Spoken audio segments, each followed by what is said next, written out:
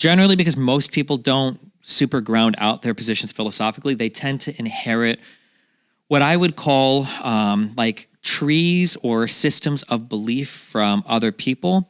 And typically what will happen is if you say one thing, it lights up a whole bunch of tangential things, and all of these things like a ball of yarn are tied together, and you can't really give on any of them without all of it falling apart.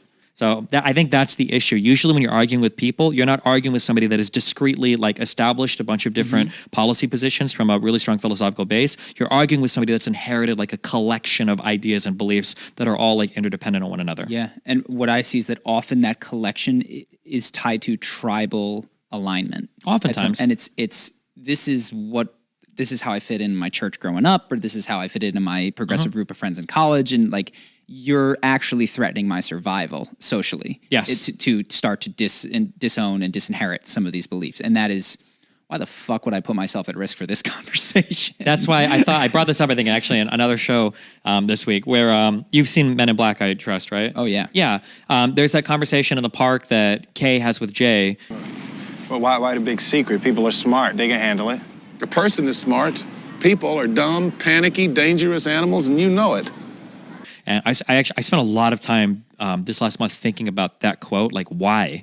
And I think the answer that I kind of came to was the reason why is because we are, by default, we are very, very, very social creatures. By nature, we want to like appease the person in front of us. We want to like feel like we're communicating and connecting with people. When you're having a one-on-one conversation with somebody, you can get some very reasonable opinions from them. You're giving your take, hopefully in an empathetic way. They're understanding you and hearing you because like it's a one-on-one human interaction. There's a lot of reward there for coming to an agreement and understanding each other. But once they're gone and they go back to a social group, there is almost zero reward. In fact, there's a lot of punishment there for being empathetic to an outside party, but there's so much social reward for buying into the group. And it's that social reward you get for fully buying into the ideas of a group that you're in. I think that's what keeps people locked into tribalistic ways of thinking. And that's where you can pull somebody away from the group, have a really reasonable conversation with them, and then once they run back to the group, they're right back on what they were saying before. So Showing how abundantly clear. predictable people are and how enslaved they are to ideology or social conformity. Yeah.